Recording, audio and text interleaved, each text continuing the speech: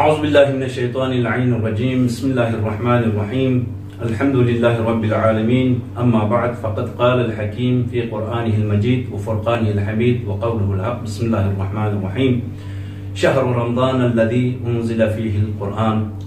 سب سے پہلے آپ تمام ناظرین کی خدمت میں سلام عرض کرنے کے بعد ہم نے آج سرزمین نجف اشرف سے چھوٹے بچوں کے حوالے سے ایک پروگرام شروع کیا ہے۔ اس میں ہم نے خصوصی دعوت دیا ہے انصار ثقلین صاحب کو۔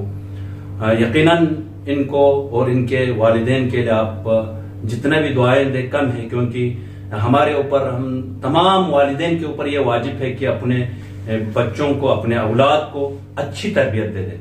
تو میں نے یہ سوچا کہ یہاں پہ بھی ہم نے چھوٹے چھوٹے بچوں کو بلا کر تاکہ آپ کے بچے بھی اس کو دیکھ کر انشاءاللہ اچھی تربیت حاصل کرے اس پروگرام کے ذریعے سے۔ تو میں نے بھی سوچا کہ آج شیخ سحر کے بیٹا انصار ثقلین صاحب، جو کہ مدرسہ علوم اسلامی نجف اشرف کا ایک نونہال ہونہار طالب علم ہے، انصار ثقلین صاحب کو ایک سوال کرتا ہوں۔ مولا علی امیر المومنین علی بن ابی طالب علیہ السلام نے اپنی وصیت میں انسانیت کے لیے نظم و ضبط کے بارے میں، امور زندگی کے بارے میں جو وصیت کی ہے مولا امیر المومنین علیہ السلام نے، اس کو آپ ہمارے ناظرین کے لیے سنائیں۔ اعوذ باللہ من الشیطان الرجیم بسم اللہ الرحمن الرحیم۔ الامام علی علیہ السلام من وصیت له للحسن والحسین علیہما السلام لما ضربه ابن ملجم لعنه الله أوصيكما وجميع ولدي وأهلي ومن بلغه كتابي بتقوى الله ونظم أمركم۔ امام علی علیہ السلام نے اس وصیت میں فرمایا، جب ابن ملجم نے امام علی علیہ السلام پر ضربت ماری تو امام علی علیہ السلام نے اپنے دونوں بیٹے امام حسن اور امام حسین کو بلا کر وصیت کی، میں وصیت کرتا ہوں تم دونوں اور میرے تمام اہل اور جس تگے میری بات پہنچی اس سے وصیت کرتا ہوں کہ تقوی الہی اختیار کرو اور اپنے کاموں میں نظم رکھو۔ ماشاءاللہ، بہت بہت اچھا۔ ماشاءاللہ، ہمیں یہ مولا کی وصیت سے ہمیں یہ سمجھایا کہ اپنے امور زندگی میں تقوی الہی اختیار کرو، دین کا دار و مدار تقوی الہی پر ہے۔ ماشاءاللہ، بہت ہی اچھا۔ تو میں انصار ثقلین کی خدمت میں ایک دوسرا سوال نظافت کے حوالے سے میں کرنا چاہتا ہوں کہ رسول اللہ صلی اللہ علیہ وآلہ وسلم نے نظافت کے بارے میں کیا ارشاد فرمایا، وہ بھی آپ ناظرین کو سنائیں۔ رسول اللہ صلی اللہ علیہ وآلہ وسلم ان اللہ طیب یحب الطیب نظیف یحب النظافہ۔ اللہ تعالیٰ پاک ہے اور پاکیزگی کو پسند کرتا ہے اور صاف ہے اور صفائی کو بھی پسند کرتا ہے۔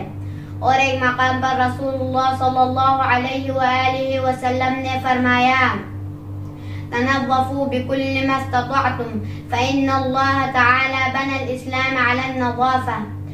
تم لوگ صاف رہو کیونکہ صفائی کی بنیاد اسلام پر ہے۔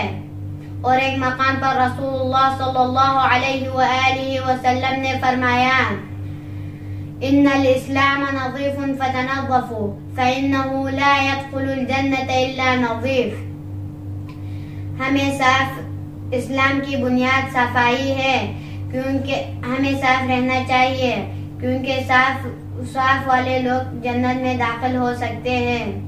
بہت اچھا، ماشاءاللہ، مرحبا جی۔ یہاں پہ ہمیں یہ سمجھایا کہ اسلام نظیف ہے، صاف ہے، اور جنت میں بھی صاف داخل ہونا ہے تو اپنے روحانی جو غذا ہے اس کو صاف کھاؤ، یعنی حلال کام کو انجام دے دے، حرام سے بچ کے رہے، کیونکہ دین جو ہے نا، دین اسلام میں اگر کوئی کل قیامت کے دن اگر کوئی مسلمان جنت میں داخل ہونا ہے تو وہ نظیف ہو کے داخل ہونا ہے۔ روحانی غذا جس کا پاک ہوگا، یعنی جو حرام سے بچتا ہوگا، اور حلال کام کو انجام دیتا ہوگا اسی نے جنت میں جانا ہے۔ یہاں پہ نظافت سے مراد صرف ظاہری جو جسمانی نظافت نہیں ہے بلکہ روحانی نظافت بھی پیدا کرو، یعنی پہلے بیان کیا مولا امیر المومنین نے تقوی الہی کے ذریعے اپنے روحانی غذا کو صاف کھاؤ، روحانی غذا صاف رکھو تاکہ کل قیامت کو بھی نتیجہ ہمارے لیے صاف ظاہر ہوگا۔ تو بہت بہت شکریہ۔ آپ کے لیے آخری سوال ہے نظافت کے بارے میں، کیونکہ آپ جیسے چھوٹے چھوٹے بچے بھی سنتے ہیں اس پروگرام کو، تو ان کے لیے آپ کیا پیغام دینا چاہتے ہیں نظافت کے ذریعے سے؟ اس کو آپ حدیث کے روح سے آپ بیان فرمائیں۔ رسول اللہ صلی اللہ علیہ وآلہ وسلم حق على كل مسلم أن يغتسل في كل 7 أيام يوم يغسل فيه رأسه وجسده۔ ہمیں ضروری ہے کہ ہمیں 7 دنوں میں سے ایک دن ضرور نہائے، ضروری ہے کہ پہلے سر کو دھوئے پھر بعد میں بدن کو۔